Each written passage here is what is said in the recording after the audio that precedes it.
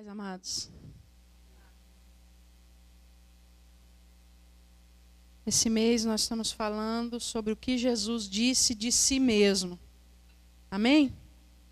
Semana passada a pastora falou que ele disse: eu sou o caminho, quem é o resto? A verdade e a vida. Ninguém vem ao Pai senão por mim. Ela também citou que no livro de João ele diz 7 vezes eu sou. Ele fala: eu sou a ressurreição e a vida, eu sou o bom pastor, eu sou a porta das ovelhas, eu sou o pão da vida, eu sou a água da vida, a água viva. E várias vezes Jesus diz: eu sou, eu sou. E eu queria ter escolhido uma palavra assim, doce de Jesus, dizendo: eu sou o pão da vida. Aliás, eu sou o bom pastor, foi o que eu mais li hoje pela manhã. Eu falei: vai ser isso.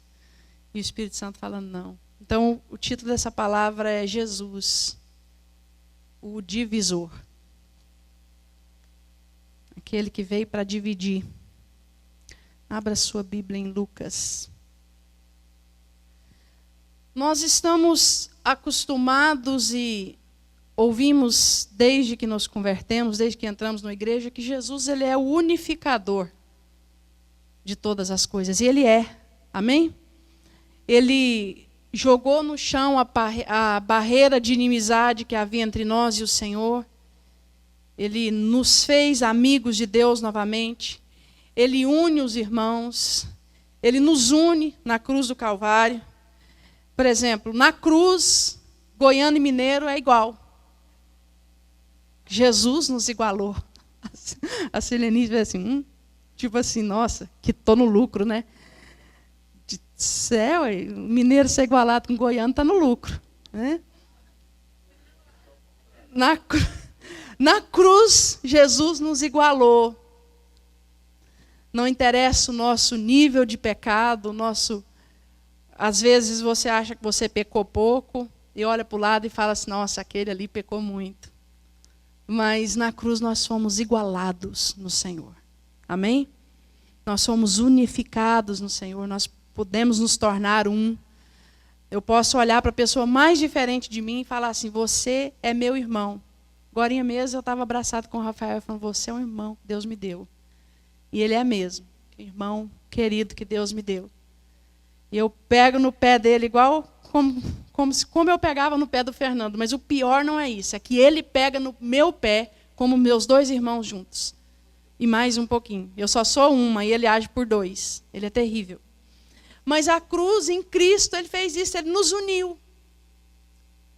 Só que chega um momento em Lucas, num texto muito forte da palavra.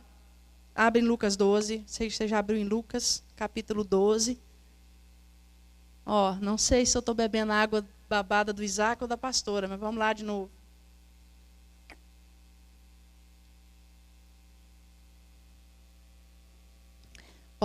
Essa água aqui é para quem vem pregar, não é para quem vem ficar aqui 15 minutos.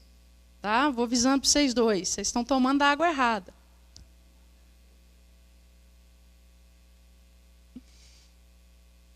Versículo 49, Jesus diz assim: eu vim para lançar fogo sobre a terra, e bem quisera que já estivesse a arder.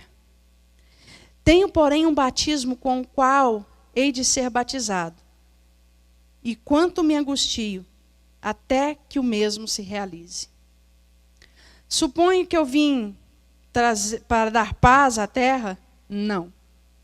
Eu afirmo, antes, divisão. Vamos ler juntos? Supondes que eu vim para trazer paz à terra? Não. Eu afirmo, divisão. Uau. Fala para o seu irmão: Jesus veio para trazer divisão. Porque daqui em diante estarão 5 divididos numa casa: 3 contra 2 e 2 contra 3. Estarão divididos pai contra filho, filho contra pai, mãe contra filho, filha, filha contra mãe, sogra contra nora e nora contra sogra. Essa parte é mais fácil, né, de entender. Filho contra pai, mãe contra filha, isso choca a gente, né? Mas quando chega no nora contra sogra, todo mundo faz assim, então é bíblico, né?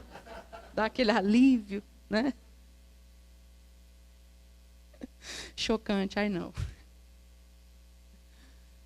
Tem gente que ama a sogra, né, Sussu? Cadê Sussu? Sussu diz que a sogra dela é outra mãe. Mas a gente também tem que entender que nem toda sogra é boa igual a mãe do Rafael. Mas deveriam ser. Fazer um curso com ela. Vou abrir um ministério para a senhora. Ela vai dar um curso de como ser sogra. Amém, queridos? Quantos querem enviar suas esposas para fazer o curso?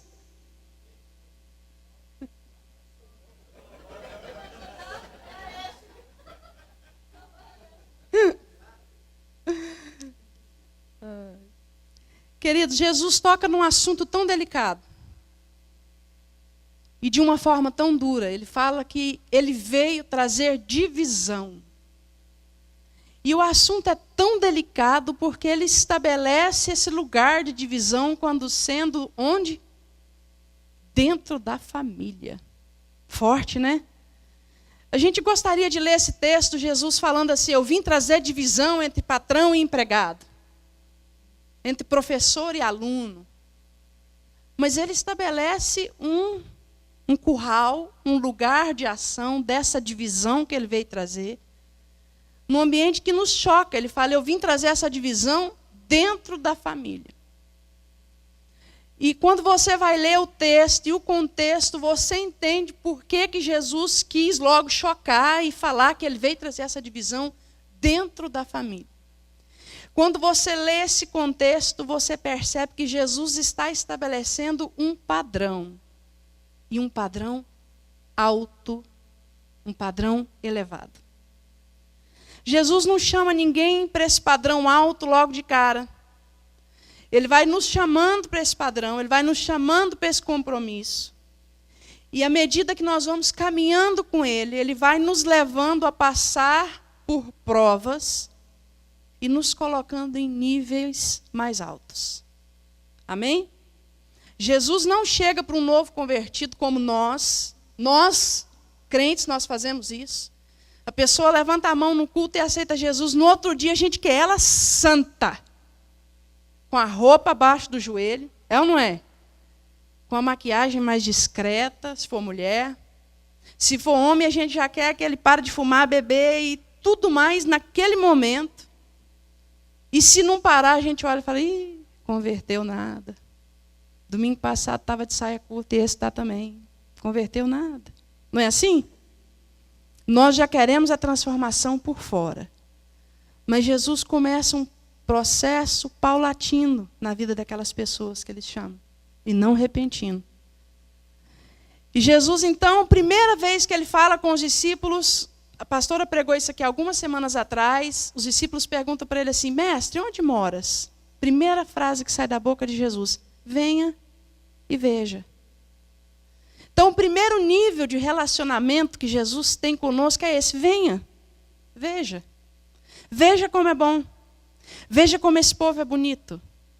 Olha um povo curado, um povo que anda em vitória, um povo que ama um ao outro, um ambiente gostoso, um ambiente sem palavrão, um ambiente que não tem vícios, um ambiente onde o pessoal se respeita. Venha e veja que coisa gostosa que é igreja.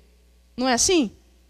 Quantos de vocês foram impactados pela beleza da igreja quando chegaram a primeira vez? Eu fui. Muitas pessoas. Muitas pessoas vêm e não têm nem a intenção de se converter, de entregar a vida para Jesus, mas olha e fala assim, uau, que povo bonito. Você viu as crianças? Os pais não falam palavrão, as crianças não falam nome feio, o povo se respeita. Que ambiente gostoso é esse de igreja? E é realmente, não é? A gente, eu não sei se você já teve a oportunidade, mas às vezes, principalmente agora que é época de Copa do Mundo, né? Você está vendo um vídeo do pessoal assistindo o jogo, de repente sai aquele palavrão horroroso de um lance de um jogador que caiu. Geralmente quem caiu foi o... Isso é julgamento, hein? Vocês estão julgando o Neymar. Mas geralmente, né? Sai aquele palavrão.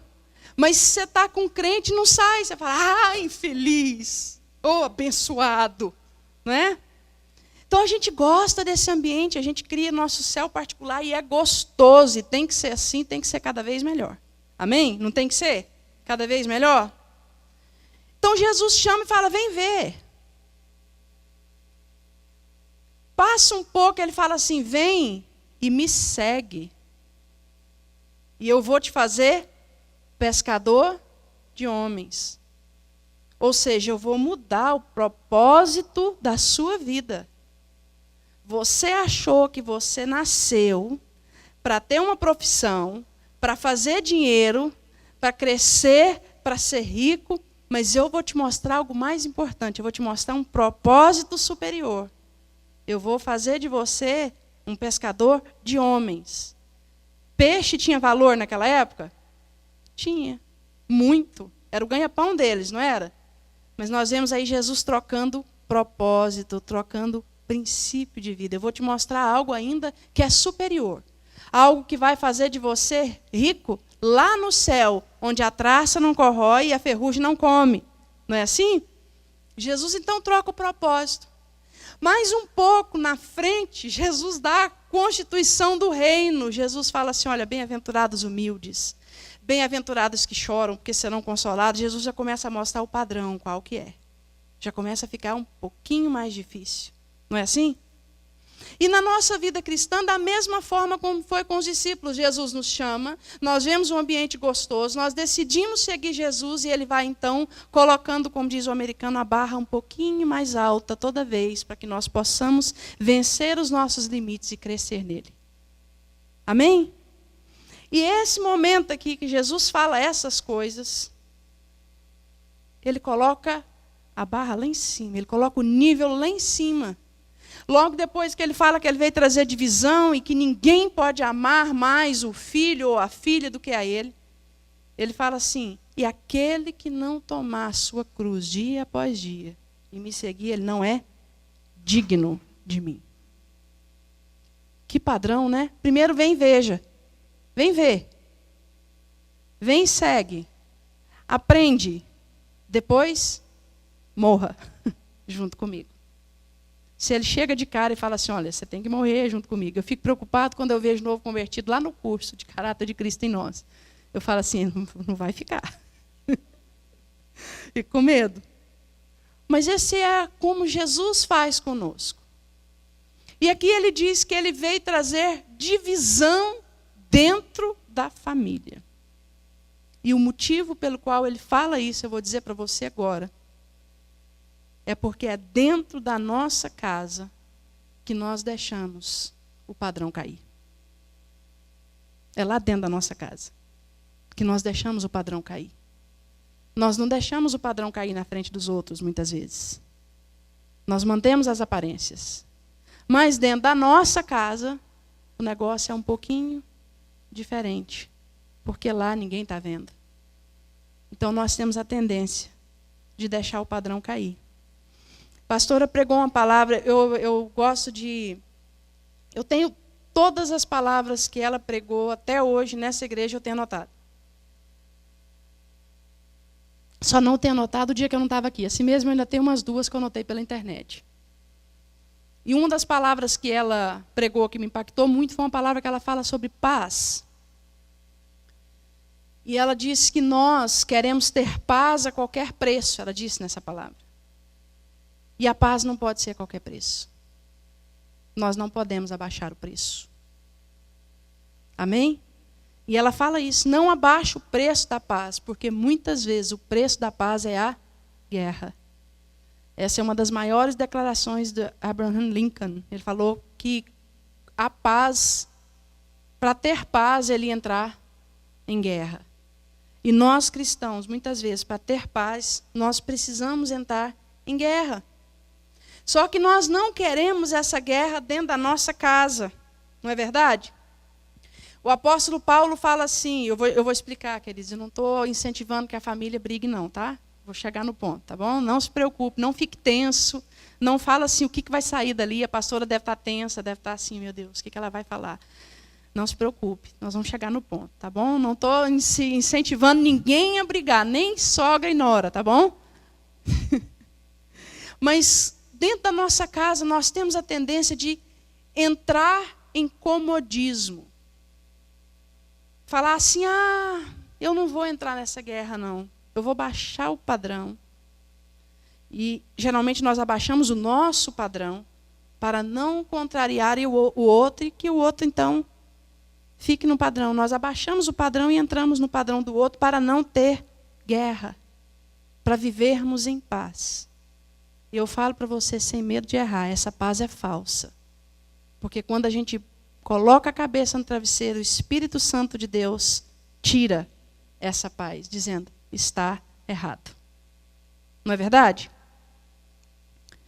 Para quem está anotando essa frase, essa pregação, anota essa frase. Paz não é ausência de guerra. Nós não entendemos o que é paz.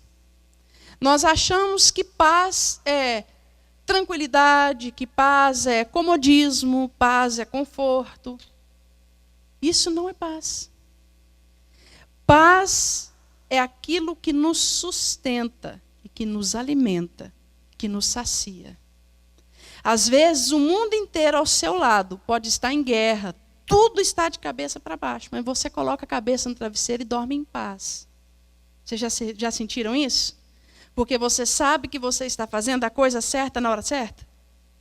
Mas todo mundo está contra você. Mas mesmo assim você deita e você dorme em paz interior. Por quê? Porque paz verdadeira não é ausência de guerra. A paz verdadeira não é comodismo.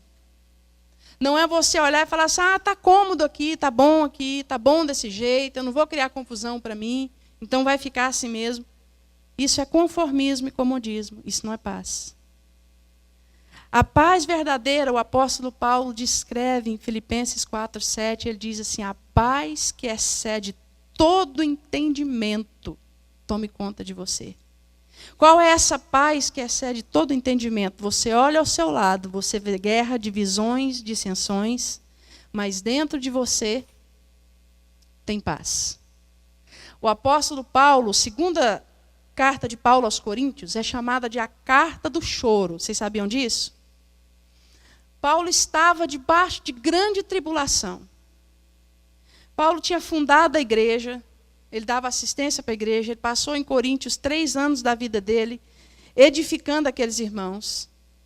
E quando Paulo virou as costas, chegou aqueles garotões, chegaram os garotões que se diziam apóstolos, e ficaram por cima da carne seca, e eles falavam assim, quem que é Paulo? Paulo já era. Paulo é ministério acabado. A gente não precisa de Paulo para nada. E o apóstolo Paulo, passando por dificuldade, passando por lutas, ele foi preso em Éfeso, ele foi chicoteado, ele levou pedrada para tudo quanto é lado. E no meio das cartas aos Coríntios, ele fala assim, em tudo eu fui abalado, porém eu não fui... em tudo eu fui perseguido, porém eu não fui abalado. Em tudo eu sofri perseguição, eu sofri um tanto de coisa, mas dentro de mim, Cristo reina e eu tenho paz. Amém? Então, eu queria conversar com vocês nessa manhã sobre nós não termos paz a qualquer preço e entender algumas verdades sobre a paz. Eu li o texto de Lucas 12:51. Foi Lucas que eu li ou foi Mateus? Foi Lucas, né? Vamos ver em Mateus, Jesus fala a mesma coisa. Deixa que eu leio para não demorar. Mateus 10. Jesus fala a mesma coisa, também de uma forma bem interessante. Mateus 10, versículo 34, ele fala assim: não penseis que vim trazer paz à terra. Eu vim para trazer espada. Eu vim para causar divisão entre homem e seu pai, entre a filha e sua mãe, entre a nora e sua sogra. É interessante que ele repete isso, também tem um mesmo texto citado em Marcos, eu não vou ler. Mas Jesus fala, eu não vim para trazer paz. Eu vim para trazer espada. Porque a Bíblia diz, andarão 2 juntos, se não houver entre eles acordo. Andarão? Não. Não pode haver paz onde os dois não concordam dentro de um posicionamento bíblico. Não pode haver paz. Ah, mas como assim não pode haver paz? Queridos, se a Bíblia diz que algo é pecado, ainda que a pessoa mais importante da sua vida diga que não é, continua sendo pecado. E aquilo não pode ser um ponto de paz. Amém? A Bíblia diz que ai dos pastores que diz paz, paz, quando não há paz. Então, pai, mãe, se aquilo que o seu filho está fazendo, ou está querendo fazer, se enquadra como pecado, não estabeleça a paz. Abre a boca e diga que está errado.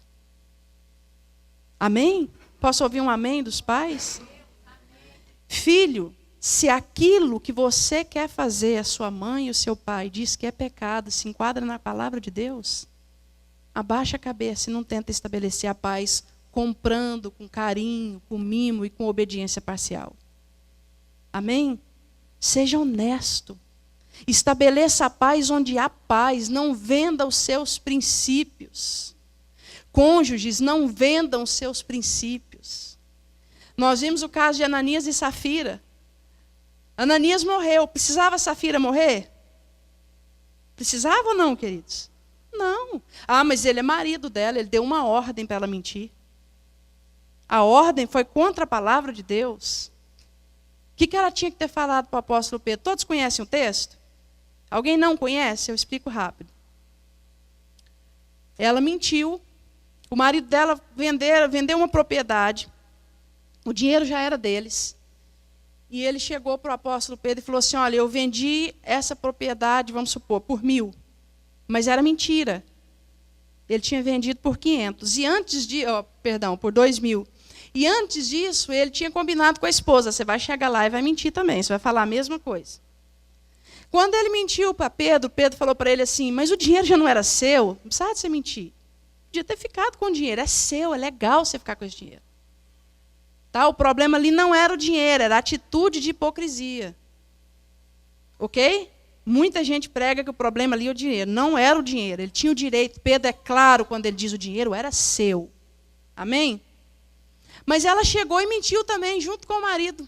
Só afirmando o que o marido falou. O que aconteceu? Morreu também. Então, há um ponto de dissensão onde Jesus tem que causar divisão. Onde é? No padrão. Amém? Você tem que optar por Jesus. Eu tenho que optar por Jesus.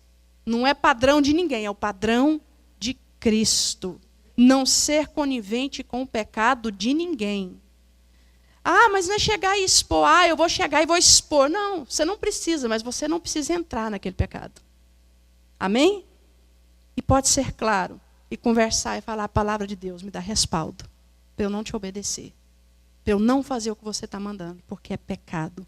E eu não vou pecar contra o meu Deus. Um ponto de divisão entre nós será Jesus Cristo, que veio para trazer a espada. Amém, queridos? Outra verdade com relação à paz. A paz não é trazida por comodismo e conformismo. Não adianta você se conformar achando que vai trazer paz. Você só vai se abaixar cada vez mais. O seu padrão vai cair cada vez mais, porque o diabo não se contenta com pouco. Amém? Não tem meio termo. Não tem como você falar assim, eu vou sujar só um pouquinho. Ele vai querer abaixar o seu padrão cada vez mais, cada vez mais, cada vez mais. A Bíblia diz que um abismo chama outro abismo. Apocalipse diz que nós estamos vivendo o último momento da história da igreja na terra. E Apocalipse é tão... Jesus falando com João, Jesus fala assim, o tempo está findado, eu estou voltando. Aquele que é sujo, suje-se mais. E aquele que é santo, santifique-se mais. Ou seja, não tem meio termo, não dá para eu ser meio sujinho e meio santinho. Ou eu sou santo, ou eu sou sujo. Amém? Então, se nós abaixarmos o padrão uma vez, nós vamos ter que abaixar mais e mais e mais e mais e mais. Não vai ficar só naquilo. Falar para os homens desse lugar, vocês são homens Vocês são o padrão. Não abaixe o padrão. Nem por amor à esposa, nem por amor aos filhos. Pelo contrário, cada vez eleve o padrão. Cada vez obedeça mais o Senhor Jesus. E Deus vai te honrar. Amém? Esposas, da mesma forma, não abaixe o padrão para os seus filhos. Ah, mas ele ainda é uma criança. Não abaixe o padrão. Se você não conseguir colocar o padrão numa criança, querido, eu tenho pena do seu adolescente. Que adolescente é bicho sem porteira. Não é? Então, coloca essa porteira enquanto você tem tempo. Amém? Não faça seu filho sofrer. Outra coisa interessante nesse texto sobre a paz. Se nós entrarmos numa guerra santa, nós teremos paz em meio à guerra. Ah, mas como assim eu vou ter paz no meio da guerra? Não tem nada mais que satisfaz um coração de um homem, de uma mulher, de um ser humano, do que saber que está fazendo a vontade de Deus. Não tem nada que traga mais paz. É aquilo que eu falei antes. Ainda que tudo pareça virado, você deita no seu travesseiro à noite, deita com a cabeça no travesseiro, né? Que ninguém deita no travesseiro, né?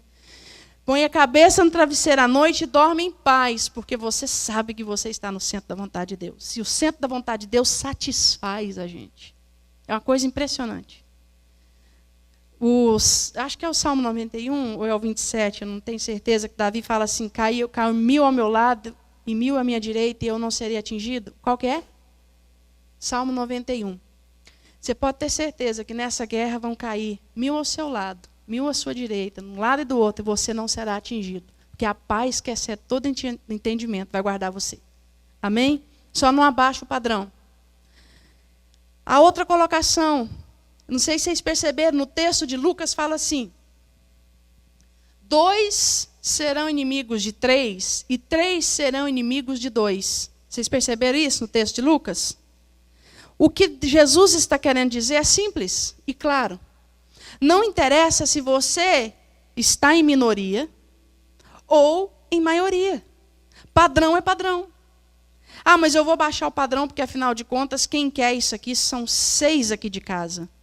E eu sozinho estou no padrão de Cristo, então eu vou agir com sabedoria e vou baixar o meu padrão. Desde quando conformismo e mediocridade são sinônimos de sabedoria? Desde quando covardia é sinônimo de sabedoria? Há uns 9 anos atrás, eu fui num lugar, não vou falar qual é, porque se eu falar, vocês vão saber. E o cara eu fui fazer um pagamento, e a pessoa que estava atrás do balcão falou assim, você é crente, né? Eu falei, sou. Pois é, minha esposa está querendo que eu passe para crente. Pior, você não sabe. Ela quer casar comigo. Eu falei, mas vocês não são casados? Não, nós não somos casados, nós só moramos juntos há muitos anos. E agora, ela disse que ou eu caso no papel, ou ela vai ter que se separar. Eu falei, e você? Ele falou assim, eu não vou casar? Ela já era crente quando ela me quis. Ela aceitou ir morar comigo. Agora, para ela continuar crente, eu tenho que casar? Eu não. Eu olhei para ele e pensei comigo assim, certo ele, errada ela. Não é que ele era certo e não querer casar, não é isso. É que padrão tem que ser colocado no início. Depois, você vai querer colocar o padrão, a pessoa já era crente, ela aceitou baixar o padrão por causa do outro. E muitos de nós fazemos isso. A gente abaixa tanto o padrão que depois, na hora de levantar, a guerra é feia. Não é? E a gente não tem coragem mais, é tão covarde que essa pelo menos teve coragem de levantar o padrão, de falar agora tem que ser assim. Mas muitos de nós não temos mais coragem. Muitos de nós somos tão permissivos com os nossos filhos que quando a gente fala não, a casa cai. Mas por que você falou não sempre? Falou sim sempre, por que agora você vai falar não? Fala a verdade, fala, filho, porque eu li Bíblia. Eu li Bíblia e eu me converti de ontem para cá. Então, a partir de hoje é não. Amém, queridos? Vocês estão tão sérios, ninguém fala nada, ninguém dá uma risada, ninguém... Né, dá uma risada aí, alguma coisa assim. Então, não interessa se você é a maioria ou se você é a minoria. O padrão é padrão, não vai mudar por sua causa. Amém? Jesus não vai mudar por sua causa. A palavra de Deus não vai mudar de acordo com a sua covardice. Eu converso com o Neto sempre e com a Josi com relação a isso. A gente brinca entre nós, porque eu fico olhando algumas esposas. Claro que não é dessa igreja, porque aqui na igreja, como diz a pastora, isso não acontece.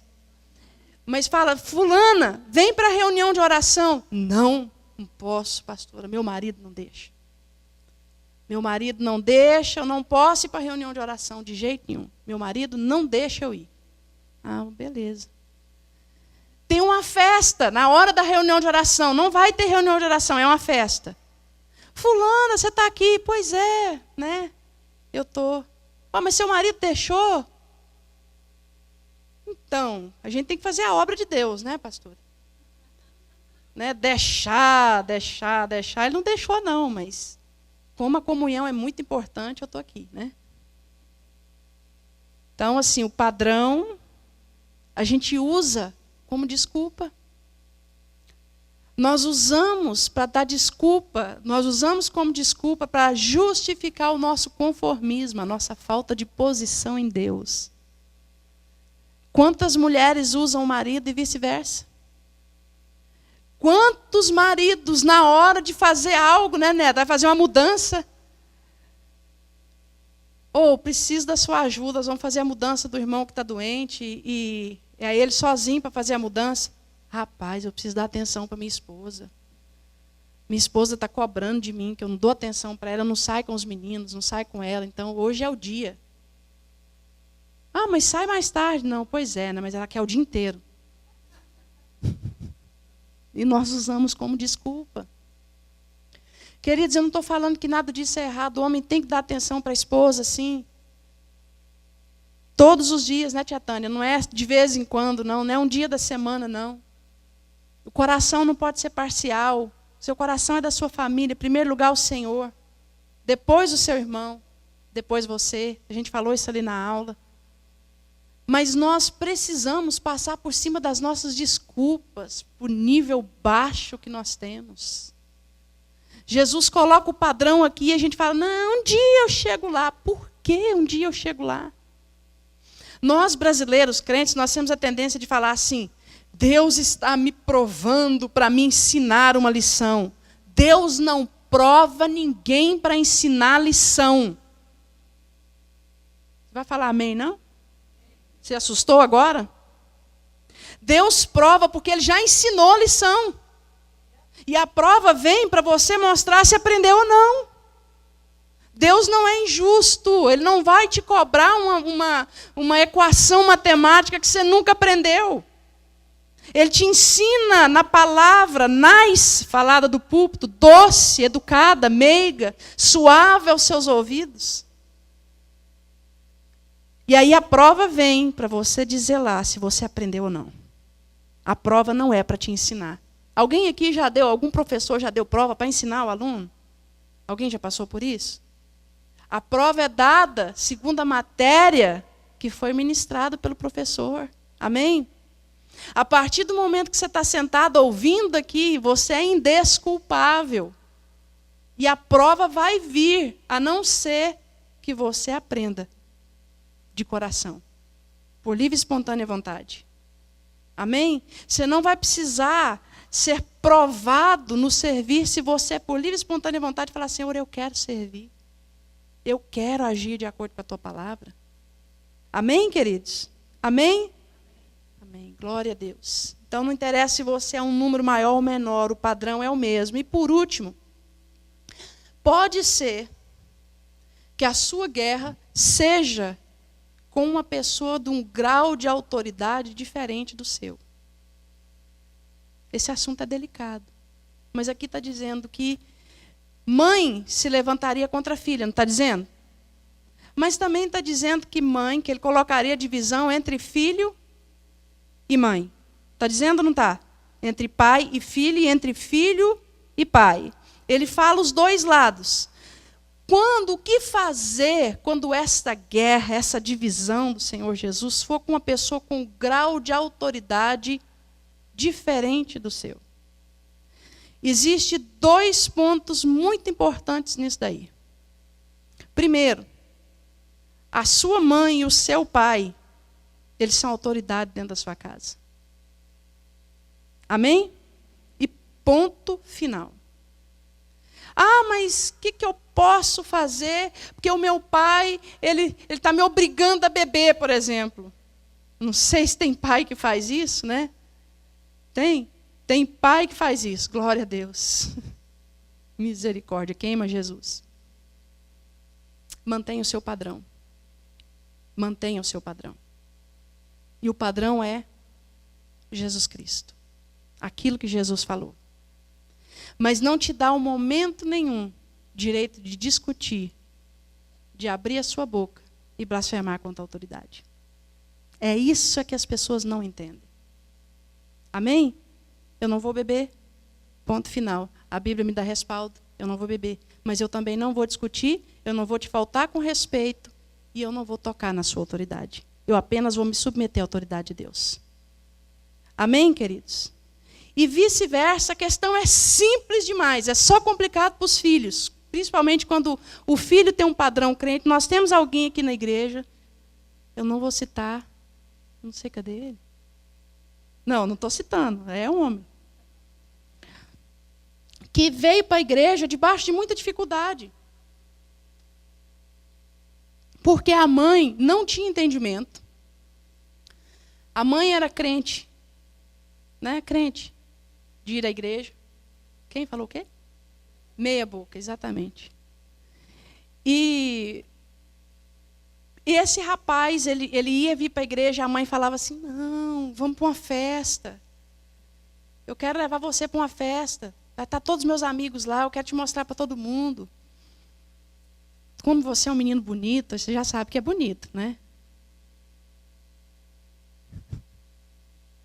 E a mãe segurava. Ah, não, mas eu quero ir para a igreja. Não vai para a igreja, igreja é demais, você vai ficar doido, você vai ficar bobo. Não vai para a igreja. Ele fala, não, eu vou para a igreja. Teve um momento que ele entendeu que ele precisava seguir o rumo dele, já era maior de idade, ele precisava seguir o rumo dele e realmente se entregar ao Senhor. Esses momentos vão acontecer, mas esse ponto de divisão nunca pode ser o seu ego e a sua insubmissão. Esse ponto de divisão é Jesus. Amém, queridos? Ficou entendido isso? Agora, para os pais, a situação é fácil. Você é pai, você é mãe, você manda e ponto final. Fácil assim. Ah, mas e se ele não obedecer? Queridos, consequência ele vai ter que colher. Toda desobediência tem uma consequência.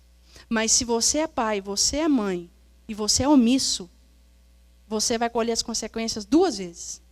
Primeiro, com o próprio Deus, que vai te disciplinar. E segundo, quando você vê o seu filho ou a sua filha sofrendo, porque vai sofrer. Cabe a você comandar a sua casa no padrão de Jesus. Amém? Pastora Cleusa sofreu retaliação da família dela, dura retaliação quando ela foi batizar, não foi, pastora? Meu pai, ele chegou a falar, hoje eu perco uma filha. Quando eu fui batizar, quando eu fui ser batizada. Ele chegou a falar, eu perco uma filha. Minha mãe falou que ela queria ver uma filha morta, mas não queria crente. Foi ou não foi, pastor? Pastora é testemunha disso. Hoje todos eles me honram. Hoje a família da pastora inteira, em peso, quando vai tomar uma decisão, quando precisa de oração, é ela que eles procuram. E metade dos irmãos dela já pertence ao Senhor. Talvez mais da metade, não sei. Mais da metade? Mais da metade pertence ao Senhor. Por quê? São muitos, gente. Pensa, família de nordestino. Então, o negócio é, né? Arretado. São 9 irmãos. Pois é. Chega lá, né, Walter? Não, Walter é mais sul-grossense, né? Amém, queridos? Então, quando o grau de autoridade é diferente, nós ficamos com a palavra de Deus. Nós ficamos com a palavra de Deus. Eu conto um testemunho que eu ouvi na palavra de um pastor. Você fala assim, mas isso é antibíblico. Não é antibíblico, é bíblico. A mulher queria congregar. Ela queria ir no culto e o marido dela falou para ela, você não vai à igreja. Eu não quero você indo na igreja. Você pode ir onde você quiser, menos na igreja. Ela, eu não quero ir em lugar nenhum, eu só quero ir na igreja. E aí ela corria, adiantava tudo, fazia janta, arrumava as crianças, ia no culto e voltava. E ele falava, eu falei para você não ir na igreja. E ele batia nela, porque ela foi para a igreja. E isso foi o quê? Uns 10 anos atrás, não é coisa de 1930 não, tá? É recente. Aí ela foi conversar com o pastor e falou, pastor, as irmãs do círculo de oração falou que eu tenho que obedecer meu marido e eu não posso congregar mais. Ele falou assim, a Bíblia manda você congregar. A autoridade de Deus é superior à autoridade do homem. Você não precisa vir em festas da igreja. Você não precisa estar enfiada dentro da igreja do dia, todos os dias. Mas num culto por semana você pode vir, a Bíblia te dá esse direito e mais do que isso, a Constituição brasileira te dá esse direito. Então você tem respaldo da lei de Deus e da lei dos homens. Aí ela falou assim, tá bom. Chegou em casa, chamou o marido para conversar e falou, olha, eu tenho me sentido violentada na minha consciência, porque eu não posso ir à igreja. Eu preciso ir à igreja. É na igreja que eu sustento a nossa família em oração. É na igreja que eu intercedo. Você tem raiva de Deus? O marido falou, não tem nada contra Deus, eu só não quero igreja crente. Ela falou, mas eu sou crente. Eu me converti. Ele falou para ela, se você for na igreja, quando você chegar, eu vou te bater ao ponto de você morrer. Ela fez a janta, deu banho nas crianças, tapou todas as brechas, foi para o culto. Quando chegou da igreja, ele falou para ela assim, que dia que é o próximo culto na sua igreja? Ela falou assim, hoje ainda tem um, porque ela tem 2 cultos. Ele falou assim, eu vou com você, você vai voltar comigo. Eu quero conhecer esse lugar que é tão importante ao ponto de você ter estado disposta a perder sua própria vida para estar lá. Resultado, esse homem se converteu e hoje ele é uma bênção na mão de Deus. Porque alguém tomou posição. Posição bíblica. Não houve grito, não houve insulto, não houve carne. Houve posicionamento. Amém? Ficou bem entendido esse ponto? Amém. Glória a Deus. Então, queridos, o que Deus quer de nós, para encerrar, realmente eu encerro 12:30, glória a Deus. Pode colocar uma música para mim, por favor. Isso é sinal que eu vou pregar de novo, gente. Deus é bom. Deus é bom. Porque Deus é bom. Pastora Cleusa é boa. Deus é bom e a misericórdia dele dura para sempre. Deus é bom, pastora Cleusa é boa, mas a misericórdia dela não dura para sempre. Então, boazinha. O Vini falava isso para ela. O Vini chegava para ela e falava assim, vovó, você tá bonzinha hoje? Aí ela falava assim, tô, Vini. Ah, então faz cuscuz. Queridos, nós só vamos entender o padrão se Jesus for tudo para nós. Ele é o eu sou. Eu vou falar uma coisa tão banal. Toda cozinha tem um instrumento que a cozinheira gosta mais, porque ele serve com tanto de coisa. Quando a pessoa ela serve para um tanto de coisa, não estou colocando pessoas como objeto, mas quanto mais útil aquela pessoa é, mais importante ela é para você. Não é? Ontem eu ainda vi uma esposa falando assim, meu marido é tão bom. Quanto mais marido, quanto mais homem, quanto mais companheiro, amigo ele for, mais ele é amado. Não é? Vice-versa, é verdade, a recíproca é verdadeira. Jesus é tudo. É muito fácil amá-lo, porque ele é tudo. Você precisa de pão, ele é pão. Você precisa de provisão, ele é provisão. Você precisa de amor, ele não é amor, ele é o amor. você precisa de companheirismo, Ele está conosco todos os dias até a consumação dos séculos. E depois Ele vai morar conosco no sentido literal, nós poderemos pegar nele. E nós entendemos o padrão quando nós entendemos que nós precisamos amar o Senhor acima de todas as coisas. E quanto mais nós o conhecemos e deixamos Ele se revelar a nós como eu sou, mais nós o amamos. Porque mais nós descobrimos que é impossível viver sem Ele. Oh, Ele é soberano, Ele é o eu sou, Ele é o princípio, Ele é o fim. Quando Ele diz eu sou o princípio e o fim, Ele está falando, eu te chamei, mas eu continuo com você até o fim. Não tem um momento que Ele te deixa, não tem um momento que Ele te desampara, não tem um momento que Ele deixa de te amar. Se você é 100% santo, Ele te ama. Se você pecou ontem, Ele te ama. De todo jeito Ele te ama, porque isso é quem Ele é. Isso é quem Ele é. Ele não muda, não há sombra de mudança. Ele é o grande eu sou, Ele é tudo. E se você deixar Jesus ser o seu tudo, o seu padrão será cada vez mais elevado.